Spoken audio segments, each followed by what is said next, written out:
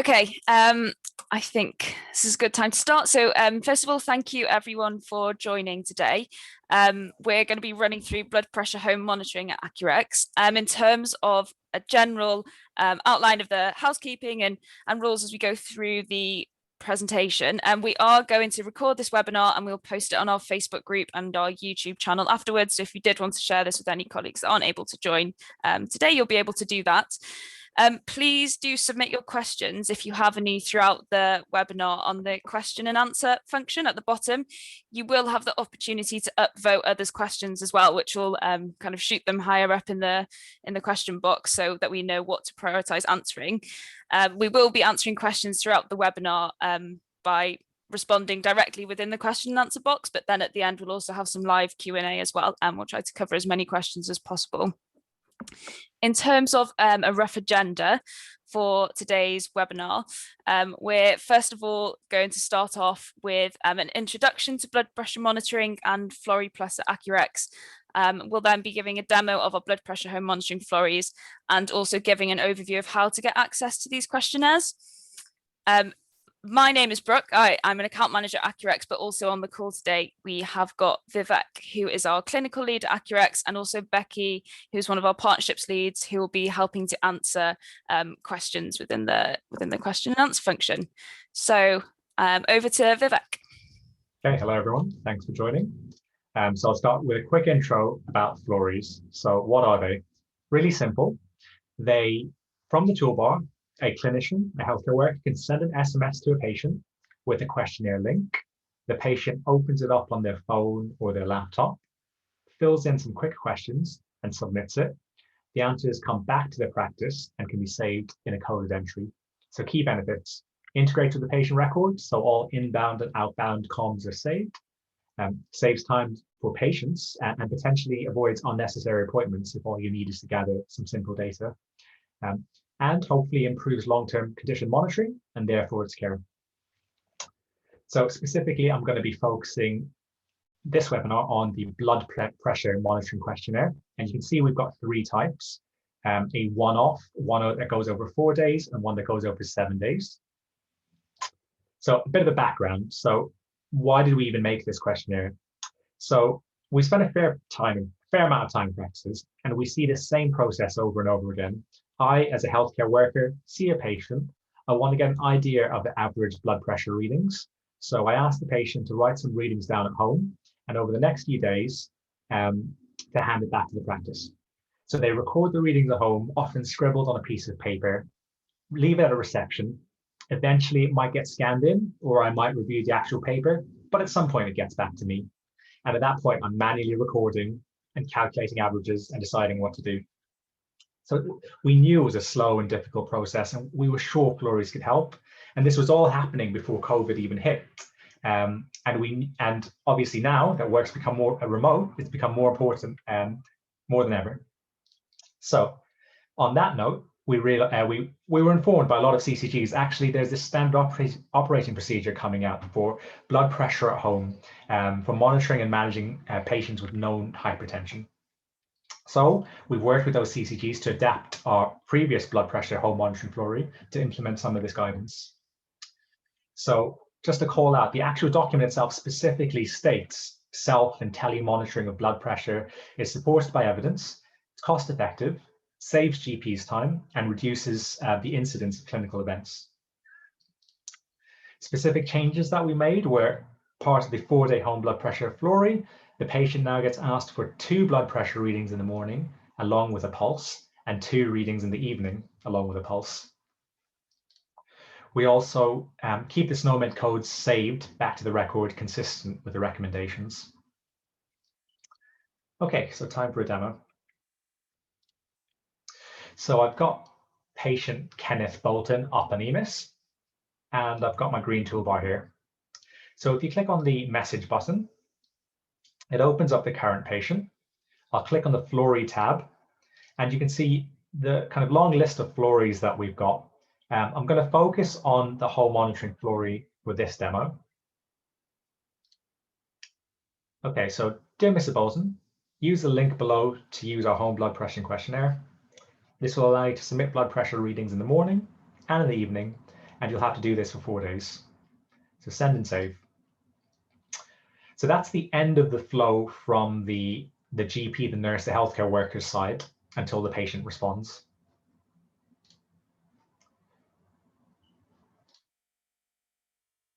Okay, so this is what the patient's seeing, usually on their phone, but they can open up the link on anything that can access the internet. So use this questionnaire to submit your evening's blood pressure readings. This will be for day 1 of 4, and it's saying evening because it's gone past that morning threshold for us. So what is your date of birth? So in this case, Kenneth is 13th of June, 1965. And we'll give some basic tips on taking a blood pressure reading effectively, because again, in practice, we found this often doesn't happen as well as you'd hope it to. So some basics like make sure you're sitting down comfortably for a few minutes before you actually take it. Make sure your arms relaxed, keep still and silent. And we know it's an incredibly stressful, busy time in practice to try and explain all this to patients. So try and make it easy by providing some of that information beforehand. And we link out to a video if a patient wants to learn more. Okay, so again, we try to keep things as simple as possible so the patients actually do fill it out. So we've shown a picture of a blood pressure top, and we set a top reading and really try to emphasize what the top reading is, because again, what we've seen in practice is patients sometimes will mix up a pulse or a diastolic, for example. Okay, so they'll ask the lower reading and the pulse. And then we'll kind of signpost, hey, we do need another reading now. And so same thing. Patient puts in the readings. Are you happy with your answers? Submit. Okay, so what's next? That was your day 1 evening reading. You'll need to continue to submit morning and evening blood pressure readings until your day 4 evening readings. Use the link previously provided to submit readings. The link will allow you to submit morning readings 4 a.m. and from 4 a.m. and 4 p.m. We've also updated the blood pressure threshold. It's slightly lower than the original NICE threshold because after speaking to the people that made the standard operating protocol, it was felt that with home blood pressure monitoring, that threshold should be slightly lower. And that's it. That's the end of the flow for that reading. The patient will get text message reminders each day to say, hey, please remember to submit your reading. And at the end, the readings will then come back to the practice. So initially it'll come in through the accuRx inbox.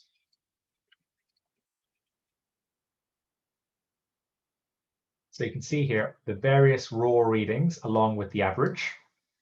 You can save it back to the record. So I've already done this with Kenneth. So if I bring up his consultations, so you can see in EMIS or System 1, if you use System 1, we've got the coded entries, blood pressure recorded by patient at home, average home systolic, average home diastolic, and the pulse reading, and a long list of the kind of raw readings that he submitted just to see what that trend looked like.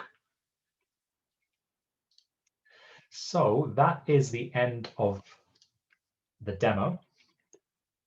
So how do you access the blood pressure Floreys? So just to recap, click on message, Flurry, and you've got a list of the Floreys that are available to you. Now, bear in mind the blood pressure Floreys are part of accuRx Plus or the Flurry Plus module. So you can check if you've got access. When you click on that, it'll be grayed out if your practice doesn't have access. And if you want access, it can be purchased. So please write to partnerships if that's the case. So that's the end of my demo. And feel free to throw some questions my way. Yeah, so we do have some lined up already, Vivek, but if anyone does have any questions now, just please feel free to pop them in the chat. So first one, Vivek, where can the people on the webinar get the guidance that you showed? So we've been provided that guidance by CCGs, our part of a Trailblazer program. I don't know if it's actually publicly available yet. I can get back to, if you get the contact person for that contact for that person, I can get back to them because I'm not sure if it's available nationally yet or if it's for those specific Trailblazer practices. Okay, yep, we can do that. Can the questionnaires be sent as a batch message to a cohort of patients? Yep. So Floreys can be sent via batch, and this is a Flurry like all others. The main thing I'd say with that is completely fine to do.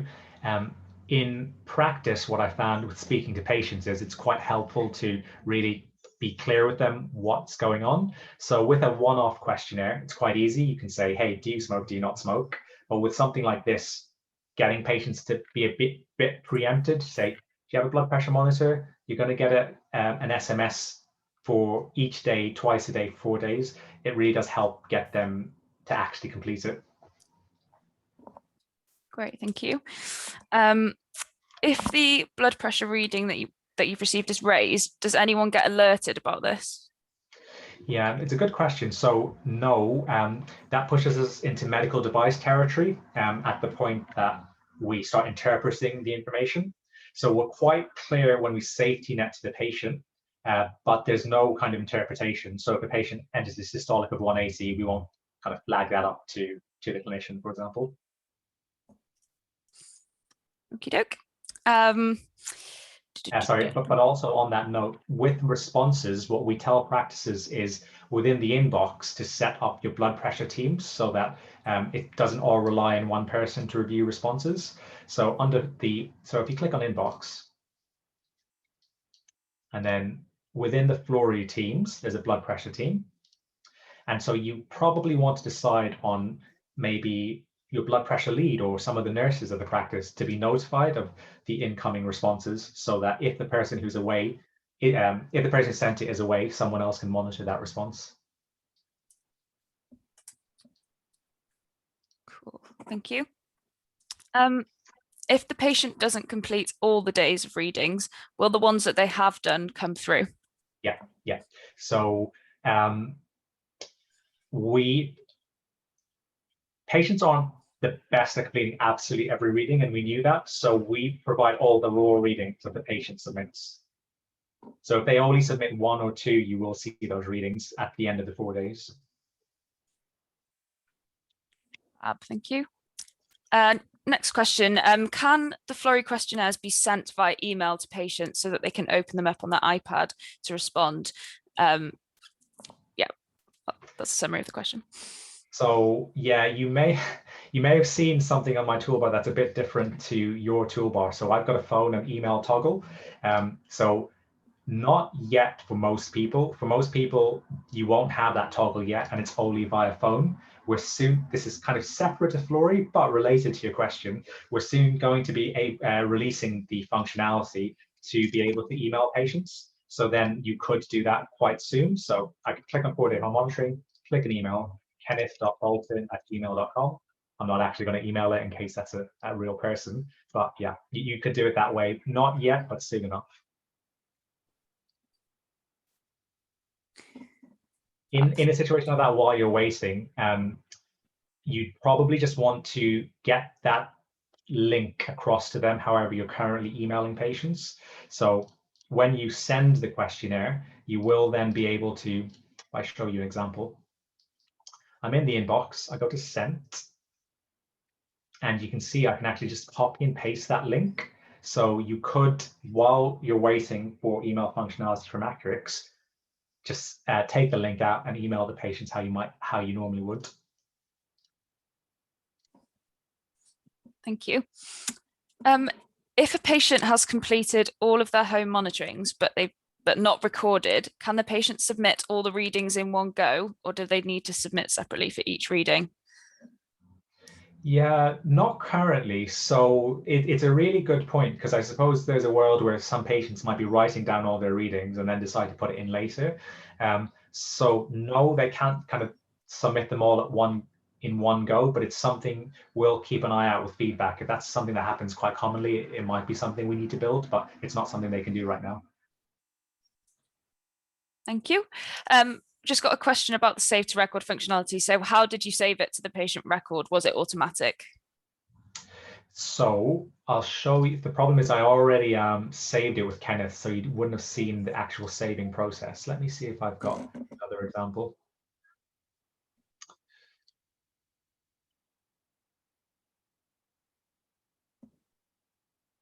Okay, so probably not the best example because this person hasn't actually completed their questionnaire, but say Kenneth responded with his blood pressure readings. It comes up as a notification on the toolbar.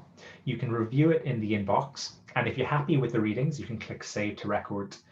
The reason we don't automatically save it back to EMIS or System 1 is we were quite worried that someone could send out a questionnaire and then not review the response. Particularly with something like blood pressure, we thought it was quite important that someone actually looks at the numbers. So this is a bit of a manual way to get people to review the information, and if they're happy with it, save it back to EMIS. Thank you. Could we add smoking history, height, weight, BMI to the Flurry as well? Yeah, I mean, so in my experience of making Floreys, one of the hardest things is getting patients to actually complete it. It's one of the most important things is ideally you want all the information, but if you can only choose a few things, what's the most important stuff? So in this case, for example, we kind of made a call that we really want the systolic, the diastolic, and the pulse, but things like smoking and height and weight, for example, they are really important cardiovascular risk factors. But each time you add a question, a certain percentage of patients drop off in terms of submitting. So in a case like that, I'd say you can send, say, for example, I'll show you some of the other Floreys. So there's the lifestyle surveys where these are free even if you don't have accuRx Plus. So you can send a BMI questionnaire, which asks for height and weight and automatically calculates a BMI, or a smoking questionnaire. Alternatively, if you have accuRx Plus, the Florey module, you can send a health check questionnaire, which asks all that stuff, which is height, weight, smoking history, exercise, kind of some of those basic things you'd imagine with a health check. Thank you. Next question is about problem titles. So it would be really helpful if problem titles could be added. This way we can filter, for example, hypertension. We can see all consultations, whether it's a Florey, a phone call, that relate to that specific problem title within the record. Yeah, okay, that's really good feedback. So in this case, if we say the blood pressure questionnaire, what would you like the problem titles to be? Open question if you want to answer, but yeah, it's a good feedback. Next question, do SMS reminders go out twice a day, morning and evening, or just once daily? I'm almost certain. Let me just check now, because I sent myself this quite often. I'm almost certain it's twice a day. Now, patients can opt out of that because there was a part of us that really wanted patients to make sure they submit, but another part of us that were a bit worried, would we annoy the patients by texting them too often? So we basically said, we'll text them twice a day, but they can opt out if they want to. So just having a look now. Yeah, it's twice a day. Thank you. Does the average calculated discard the first day's readings? Yeah, it's an interesting one. So we've got the 7-day blood pressure home monitoring Florey, which does discard the first day's reading. So the 7-day home blood pressure monitoring, very similar to the one you saw before, and with some of the implementations from that standard operating procedure not in there. So that one does discard days one's readings as per the NICE guidelines. The 4-day questionnaire does not discard the readings intentionally. It didn't seem like that was part of the guidance. But if that's something you're quite keen on, I'd recommend just using the 7-day one. Thank you. Can the Flurry message be edited as a template? Not currently. So you can edit the Flurry message, but if you're asking, can it then be saved? Not currently. Again, I'd be keen to know what you'd like us, or what would you change if you could change it and update it, because potentially we could just update the base one. But yeah, so you can change that. You can say, hi, Mr. Bolton. Thanks for buying that blood pressure cuff. Use the following link to fill in the BP questionnaire, and you can send and save that. I suppose a future iteration of this, I think you should be able to save it as a template, but not currently. Thank you. Can you adjust the time frame for these messages, i.e. between two dates? No. So this might be someone has previously used our COVID remote monitoring Flurry. So with the COVID remote monitoring questionnaire, you can add repeat dates and you can change those dates. We haven't added that functionality to the home blood pressure monitoring questionnaire. Interestingly, it wasn't one that was asked much from our users that have tested it. But like all feedback, if it's something we keep getting back as a really important thing that needs to be done, it's quite easy to add given the fact that we've already built it and it's available for other Floreys. Again, I'd be curious to learn more, what kind of changes would you like in terms of the timing? Thanks. Next one, do the Florey Answers get coded back to the patient notes automatically? Could you extend this with the asthma RCGP questions? So no, so intentionally, we don't automatically save it back to EMIS or System 1 because we just want to make sure that people are actually reviewing the answers. Because one risk here would be that you send out a blood pressure questionnaire to a bunch of patients, you get all their blood pressure readings back, which is useful for cough, for example. But if someone's systolic is 190 and it's automatically saved, but no one's reviewed it, that would worry us quite a lot. So like all our Floreys, it comes back to the accuRx inbox, the GP or nurse or whoever reviews it, and then they can save it back to EMIS, but it does not save automatically. And that was a design decision we made intentionally. Okay, thank you. Similar question, where did the readings go to? Do they go to the patient's System 1 details? Will they be read daily or after the 4 or 7 days? So it'll go into the journal or consultations in EMIS, and you do not get notified each day for 4 days, for example. Again, design decision, we thought it would be quite overwhelming for the practice if they kept getting notified each day. So you get notified at the end of the questionnaire, whether that's 4 days or 7 days. Thank you. Some of the responses I've received back say not enough readings to provide an average. Why does this happen? Because we worded the message quite poorly. That's basically it. So what that message is actually saying is the patient hasn't submitted any readings. But it seems like when you read it, it's saying the patient's only submitted 3 readings. We haven't done an average, so you haven't got any of the readings. It's not the case. So if the patient submits even 1 reading, obviously we won't calculate an average, but we'll show you that one blood pressure. We're working on just improving that error message. It really should say patient has not submitted any readings. Cool, thank you. And if the patient only completes 3 days of readings, will the practice still get those? Yes. Okie doke.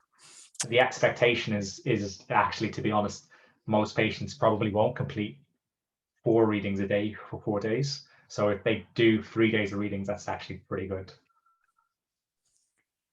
There is a question here saying, can we create an FAQ, as this would be helpful? I think we could probably point to where on the website we have the FAQ. Yep, so we've got a support article. I've made a note of a lot of these questions, so any that haven't been covered in that support article, I'll just add it to the FAQ. But yeah, the place to go often, even when I've got an accuRx question, is our support center. So if you Google support center accuRx,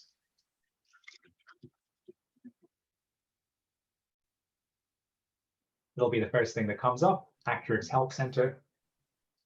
And I find this is just, for me, a really useful resource to come back to.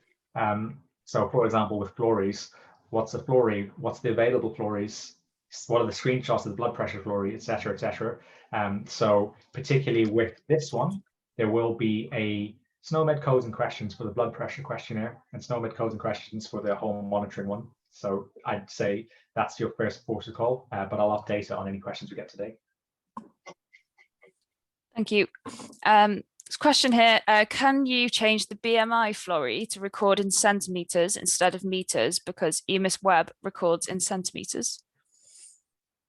Yeah, it's an excellent request and one I've asked the developers many times. Some of those kind of slightly unusual things are, for whatever reason, technical reasons. We find it much easier to save in meters rather than centimeters. We're regularly updating these codes, because another one I'm aware of is height. On examination, height should actually now be standing height.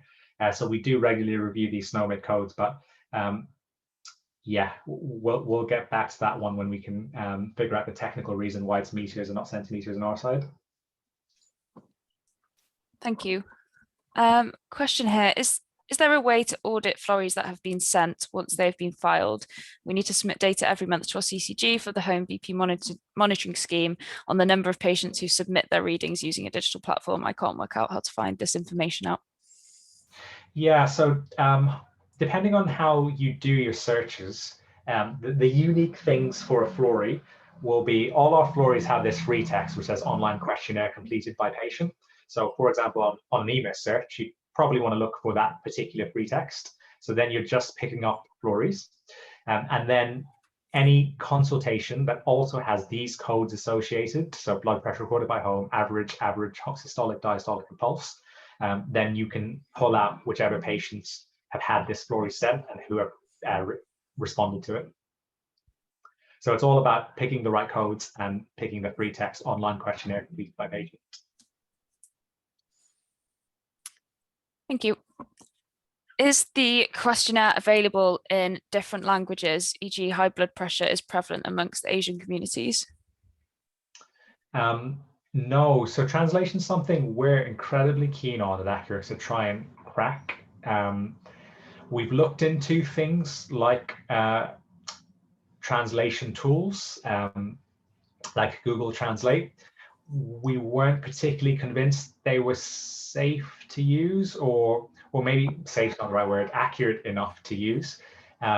So we're in talks with a few different regions to see, say, for example, in East London, there's a big Bangladeshi community. So you probably only need a few clinicians or healthcare workers or somewhere in that space to help us translate these things. But no, they're only available in English at the moment. Thank you. How many days is the link live for before it expires? So this is something we're changing.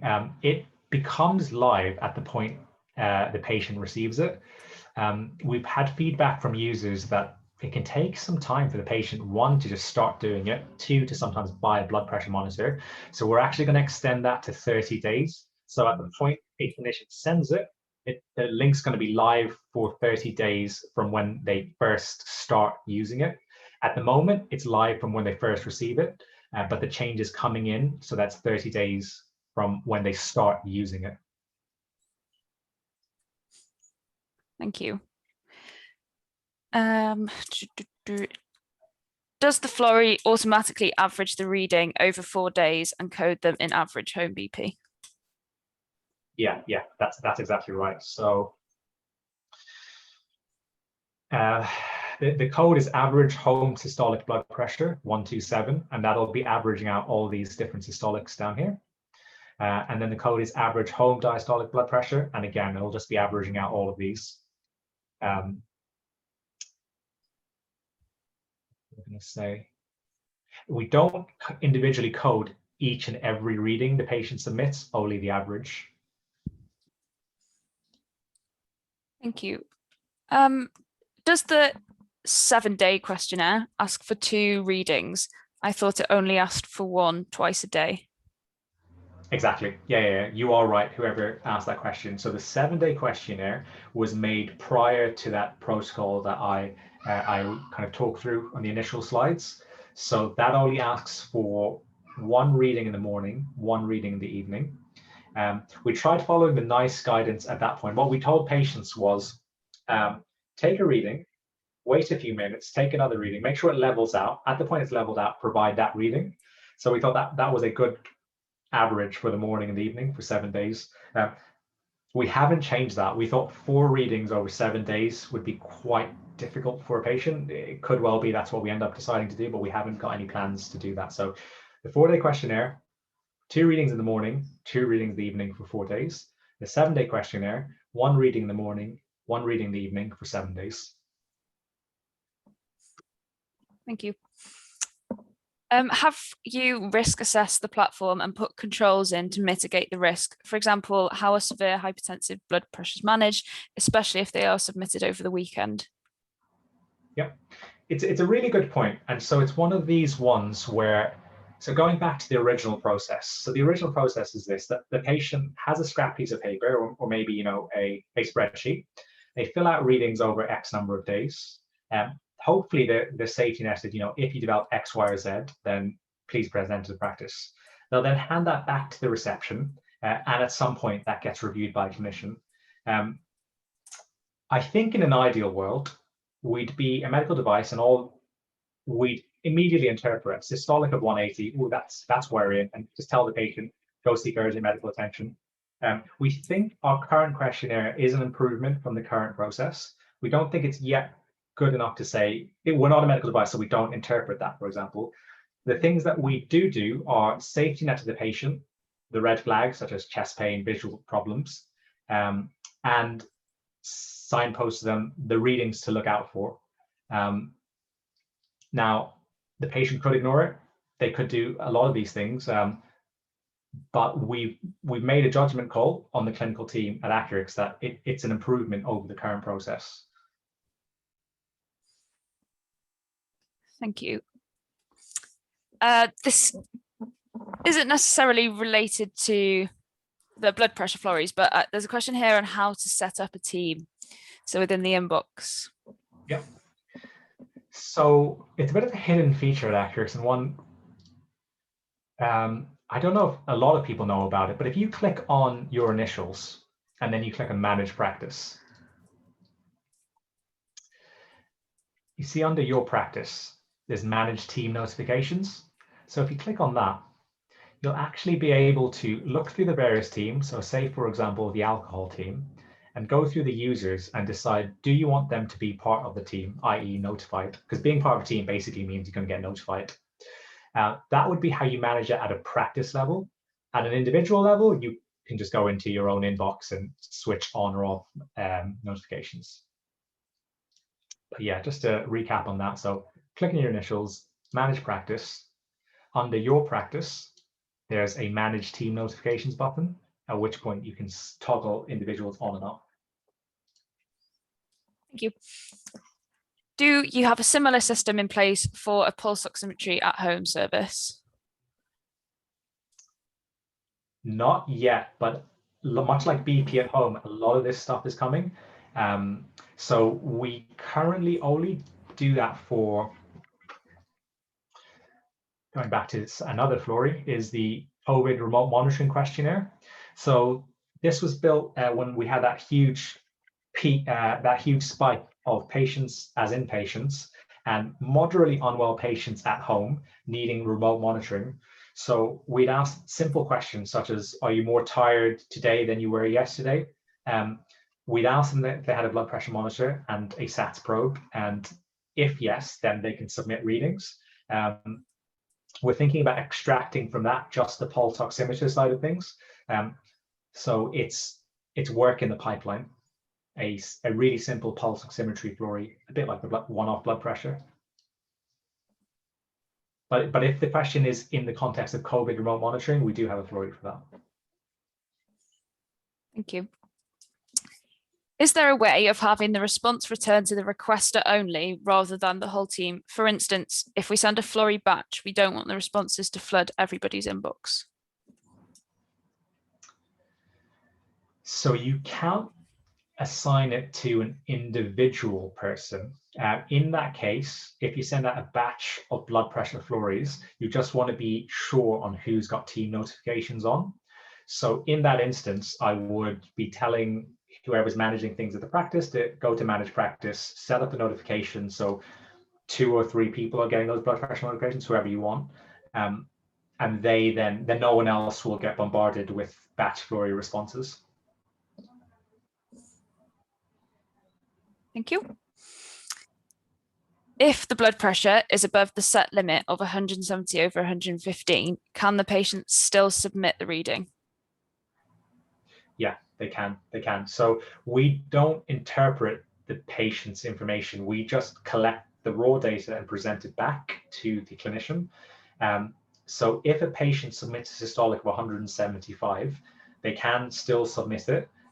They will be presented with that screen, which is, if your blood pressure is greater than this, do this, but they can still submit it. Thank you. Is there any plan to use Flurry for patient experience feedback? For example, can we send questionnaires after their appointment asking them to provide feedback? Yeah, we get this question. We get friends and family as well. So currently we see, although they're both kind of forms that a patient fills out, we very much see Floreys being integrated with the patient's medical record. And so you send it out, it all gets saved in the record, and so do the responses. So we thought friends and family, which is anonymous, probably doesn't fit with that model. And even kind of more general questionnaires, you probably don't want it to save it back into eMIS System 1. Now, I do understand that the functionality is almost the same, right? You can just send a text message to a patient. We need to build it so it doesn't save back to the record, for example. Unlike pulse oximetry, which I say we do have firmly in our sights, I'd say that's a bit further away in terms of where we're thinking with Floreys. Thank you. Do you get a notification if the patient doesn't reply at all? Yes, so you will get notified if a patient does not respond by the end of the Flurry. Thank you. Interesting question here. So the question says, we all know about white coat syndrome, but will technologies like this cause people to submit normal blood pressure readings when they aren't, i.e. deliberately entering false results? It's a really interesting question. One I don't think I'll have a good answer to. So it does worry me. So for things like for pill checks, if you can just get your pill and blood pressure's in the way, just submit a reading. Pass. Don't have a good answer to that. I guess if a patient wants to lie about that, they could theoretically do it, which would be harder if you had them face to face, and it's impossible if you have them face to face and you're doing the blood pressure. It's an interesting question. I don't think I've got a good answer to that one. How many minutes does the patient need to wait in between each blood pressure reading for us to be able to, for it to be accurate? And can you explain the correct way of checking postoral blood pressure? Okay, so I probably won't get into too much medical advice on this. What I'd say is there's a lot of guidance on NICE, on the British Heart Foundation, and within the Floreys. So that information will lift from official bodies.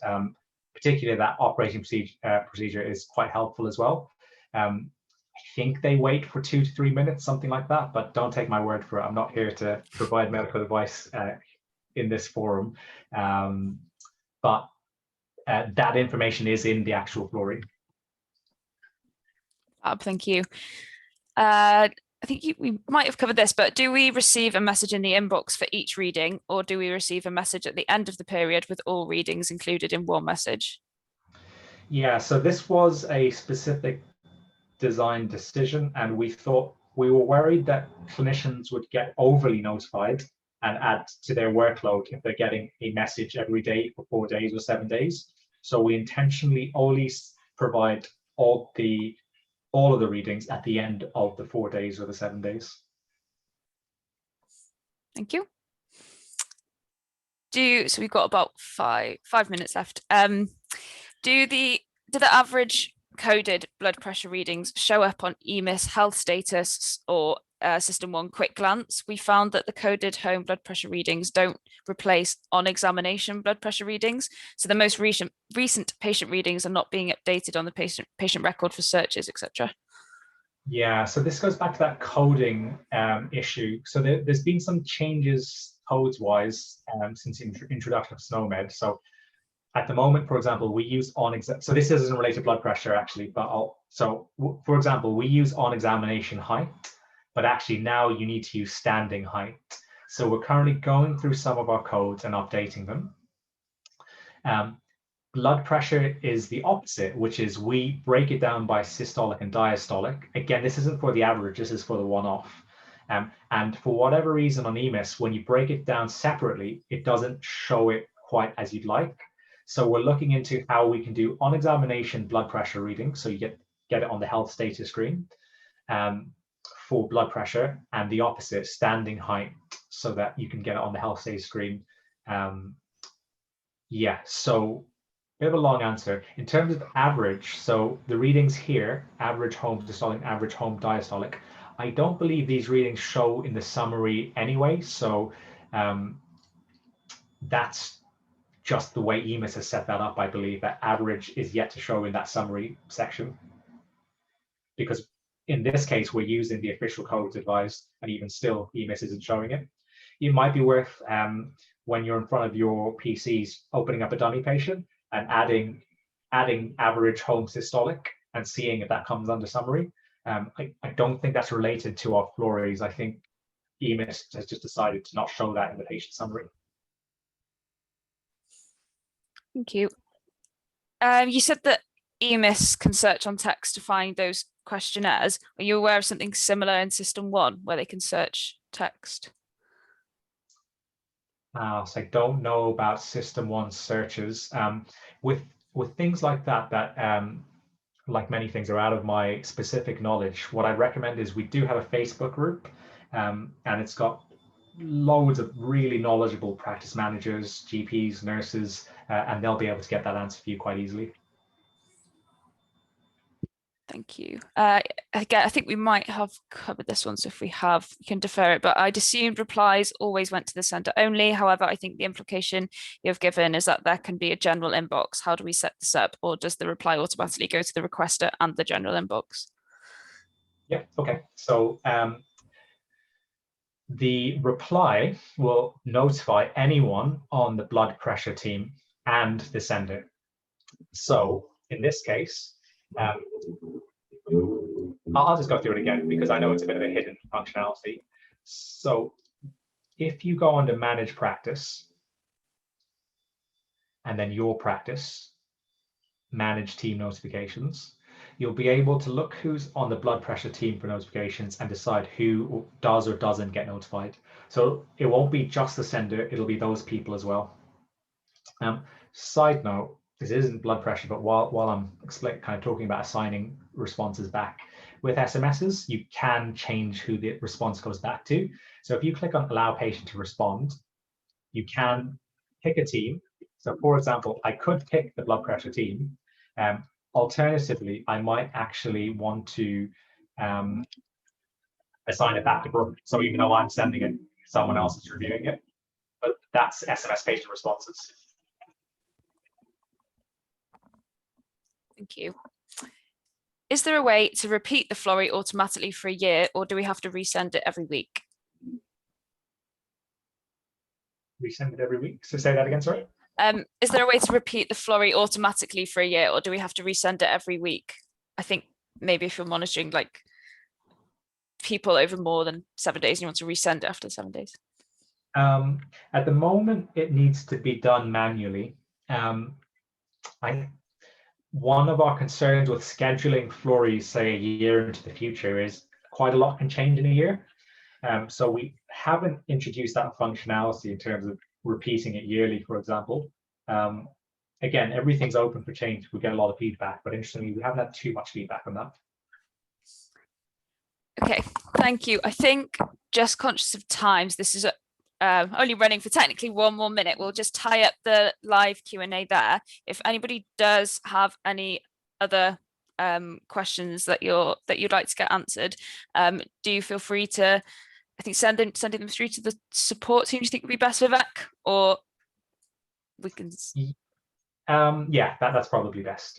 Yeah, so you can access the support team on our website, and it's a little green speech bubble in the bottom right hand corner, and they'll feed that the questions and feedback through to the relevant teams.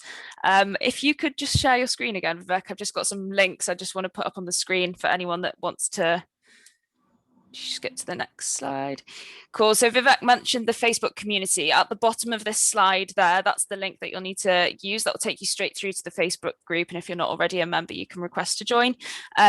we will be posting the recording of this webinar on our YouTube and Facebook group as well, so it's there for your reference and to share.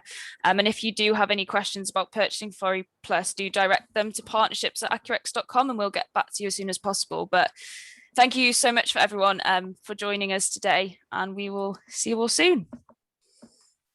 Thanks, everyone. Take care. Thank you.